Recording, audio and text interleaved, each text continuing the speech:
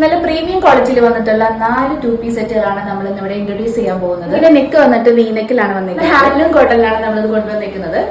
നമുക്കിന്റെ bottom വന്നിട്ട് straight ബോട്ടമാണ്. നല്ല അടിപൊളി ഗ്രീൻ ഷെയ്ഡിൽ ചെറിയ ചെറിയ വൈറ്റ് ത്രെഡ് വർക്കോട് കൂടിയിട്ടാണ് നമുക്ക് ഇതിന്റെ ടോപ്പ് വന്നിരിക്കുന്നത്.